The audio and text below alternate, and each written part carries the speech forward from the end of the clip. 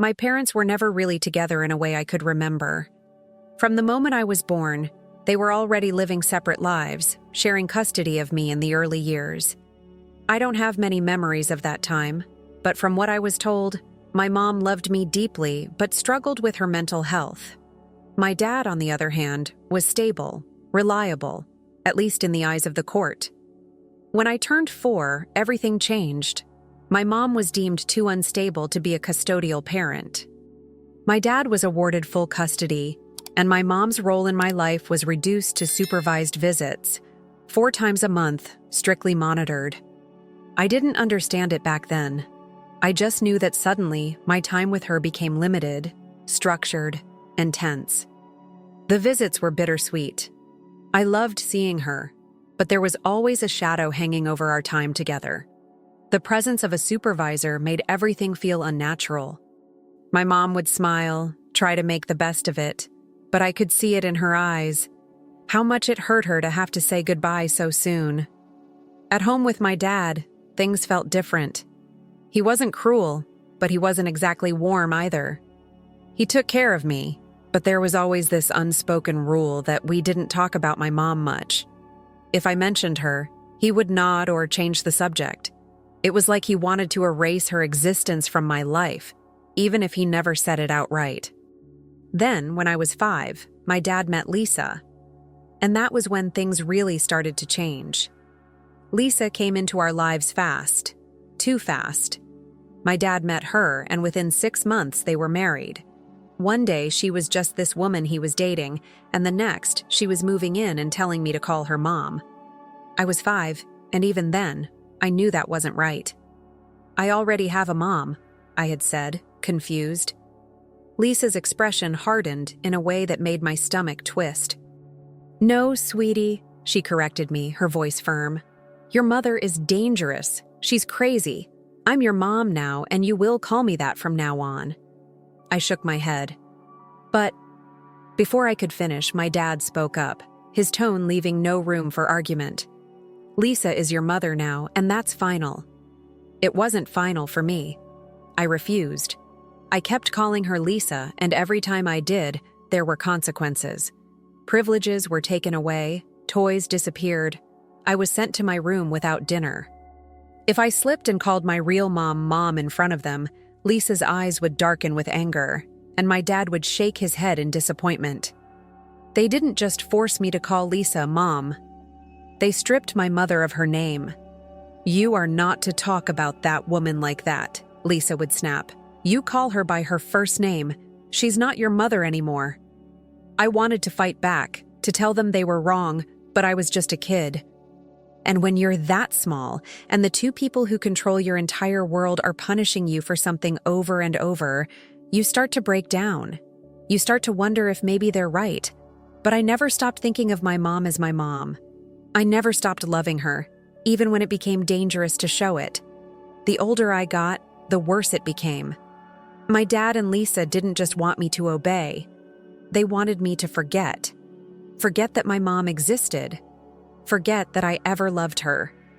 And every time I refused, they made sure I paid for it. If I came back from a visit with my mom smiling, Lisa would immediately wipe the happiness off my face. "You look way too happy for someone who just saw that woman," she'd sneer. "Did she fill your head with lies again?" I learned to hide my emotions. I would force myself to be neutral, to show no excitement, no sadness, no trace of what I was really feeling. But sometimes, I'd slip up. And when I did, the punishments came fast. School wasn't a safe place either. Anytime we had to write about our families, I knew I had to lie. If I wrote about my mom, Lisa and my dad would read it and explode. I remember one time in 2nd grade when we had to make Mother's Day cards. I made one for my mom. Lisa found it. She held it in her hands, staring at the words, "Happy Mother's Day, Mom," as if they were a personal attack. Then, in front of me, she ripped it to shreds. "You ungrateful little girl," she hissed. "I'm the one who takes care of you. I'm the one who's here every day. And you make a card for her?" I tried to argue, but my dad just looked at me, disappointed. Go to your room." I spent the night crying, but I never apologized. I never said Lisa was my mom, and that made her hate me even more. When my dad and Lisa had kids of their own, everything got even worse. Suddenly, I wasn't just the disobedient stepdaughter.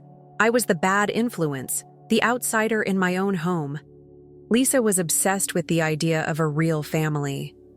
She wanted my half-siblings to grow up believing that she was the only mother in the house, that I was just like them. But I wasn't. I never would be. And she hated that. "You're setting a terrible example," she would tell me when I refused to call her mom in front of them.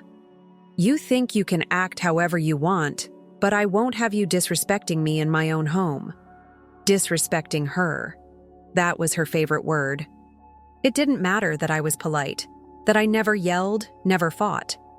The simple fact that I refused to erase my mother was disrespect. When my half-siblings started to talk, Lisa made sure they never heard my mom's name. If I so much as mentioned her, Lisa would glare at me with the kind of anger that made my stomach twist. "Not in front of them," she'd snap. "They don't need to hear about that woman." My dad went along with it. He never defended me. He never told Lisa to back off. If anything, he seemed to think I deserved it. "You need to show Lisa the respect she deserves," he told me once. "She stepped up when your mother wouldn't." That wasn't true. My mom never abandoned me. She was sick, yes, but she never stopped loving me. She never stopped trying. But in that house, love didn't matter. Only obedience did. And I was failing. I wasn't completely alone. My dad's parents, my grandparents, saw what was happening and tried to intervene. So did my aunt and uncle. They saw the way Lisa treated me, the way my dad let it happen, and they weren't okay with it. "This isn't right," my grandmother told my dad one night when I was about 10. "You're punishing her for loving her mother. Do you even hear yourselves?" Lisa scoffed. "I'm trying to protect her. It's not healthy for a child to idolize a woman who can't even take care of herself, let alone her daughter." "She's still her mother," my uncle snapped, "and you have no right to take that away from her." The argument got worse from there. My dad defended Lisa like always, insisting that they were only doing what was best for me. My grandmother was furious. "What's best for her?" she shot back. "Because from where I'm standing, all you're doing is hurting her." For a while, it felt like I had people fighting for me, people who actually saw me. But that didn't last. Lisa had never liked my grandparents much, and after that night, she convinced my dad to start distancing himself from them. The visits became less frequent. Phone calls went unanswered. I wasn't allowed to see them as much. Then one day, I overheard Lisa talking to my dad. "They're poisoning her against us," she said. "If they can't respect our rules, then maybe they don't need to be in our lives." Not long after, my grandparents, my aunt, and my uncle were cut off completely. I lost the only adults who had ever truly stood up for me. And just like that, I was even more alone. After my grandparents were cut off, something inside me changed. Before, I had always held on to the hope that someone would step in, that eventually an adult would see what was happening and save me. But when my dad made it clear that he was willing to cut out his own family just to keep Lisa happy, I realized the truth. No one was coming. Lisa was triumphant. Without my grandparents in the picture, she had full control, and she made sure I knew it. "This is what happens when people can't respect our family," she told me one day, her voice smug. "They don't get to be part of it anymore." I wanted to scream at her that it wasn't her family, that she had married into it, that she had forced her way into my life and acted like she belonged there. But I knew better. Arguing never got me anywhere. She and my dad took it even further. Not only was I isolated from my dad's family, but they also made sure I had no way to contact my mom's side either. Lisa had always called them bad influences, and now, with my mom still struggling, they had no legal claim to me. One night, I sat in bed trying to remember my aunt's phone number from my mom's side, the one I used to know by heart. But it was gone. I had been too young the last time I saw them, and now I had no idea how to reach out. I wasn't just alone in that house. I was trapped. As the years went by, my grandparents tried to fight for me from a distance. Even after being cut off, they never gave up. More than once, they offered to take me in. "If she's such a burden to you," my grandmother told my dad during one of their rare conversations, "then let her live with us. She deserves to be somewhere she's wanted." I held my breath when I heard those words. Could this be my way out? But my dad shut it down immediately. "She's staying here," he said firmly. "She needs to learn respect." Respect, that word again. Lisa chimed in, her tone dripping with superiority. "She doesn't get to run away just because she doesn't like the rules. She'll leave this house when she shows me the appreciation I deserve." My stomach twisted. Appreciation? For what? For taking my mother's place by force? For punishing me every time I showed love for the woman who gave birth to me? I felt sick. That night I lay in bed staring at the ceiling, feeling more trapped than ever. I had a way out. People who actually wanted me, who saw what was happening and tried to save me. But my dad and Lisa wouldn't let me go. Not because they loved me, not because they wanted me, but because they refused to lose. Years passed, and I learned how to survive. I kept my head down. I played along just enough to avoid punishments, but I never gave Lisa what she wanted. I never called her mom. I never let her rewrite my history. And no matter how much they tried to break me, I never stopped loving my real mother. Then came my half-brother Ethan's birthday dinner. It was supposed to be a big family gathering, one of those forced events where I had to smile and pretend that everything was fine. Lisa's family was there, along with my dad's side, my grandparents, aunt, and uncle. It was one of the few times I was allowed to see them, though under strict supervision. At first, I tried to stay quiet, to just get through the night without stirring anything up. But then, like always, Lisa's family had to bring me up. "She's so ungrateful," one of Lisa's sisters said, shaking her head. "After everything Lisa has done for her, and she still disrespects her." Lisa sighed dramatically, playing the victim. "I've done my best, but she refuses to accept me as her mother. It's heartbreaking, really." I clenched my jaw, staring at my plate, willing myself not to react. But then her father, Lisa's own dad, said something that made my blood boil. "She still chases after that deadbeat like she's worth something," he muttered. "It's disgusting. Lisa is her real mother, not that crazy woman." The room went silent.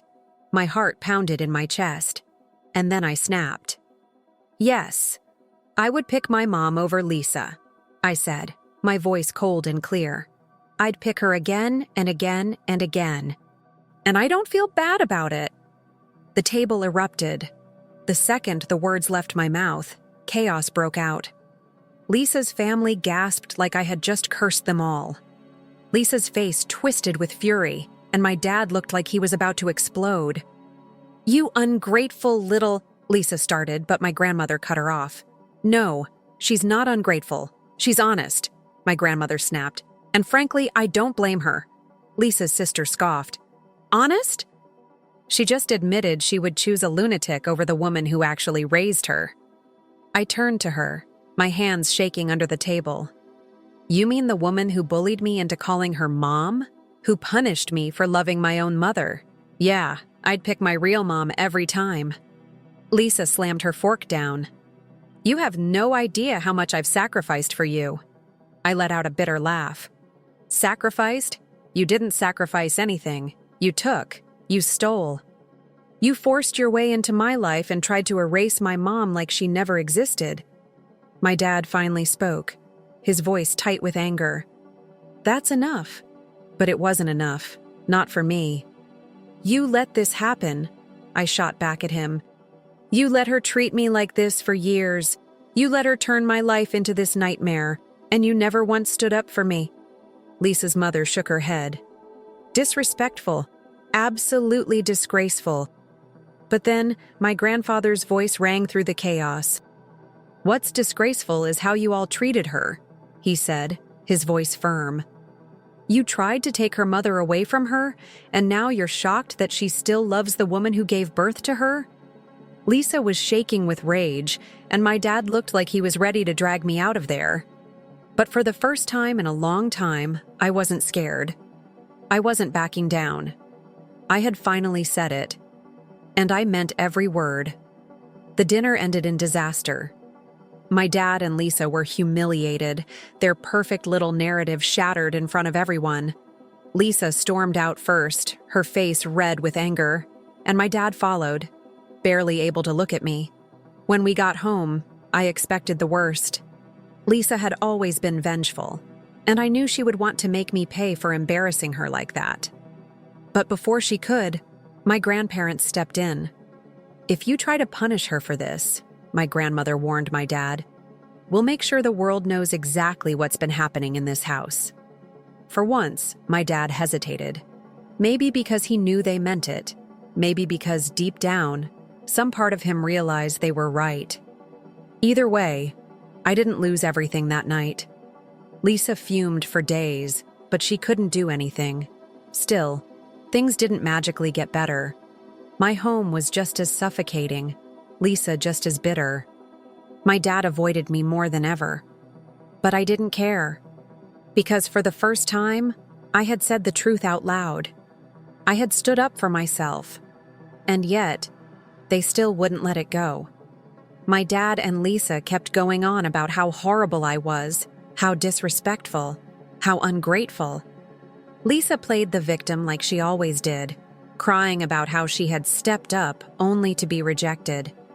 They kept saying I was wrong, that I should feel guilty. But should I?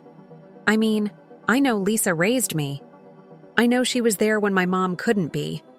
But she also made my life hell. She tried to erase my mom from my heart, and I will never forgive her for that. So tell me, am I the asshole?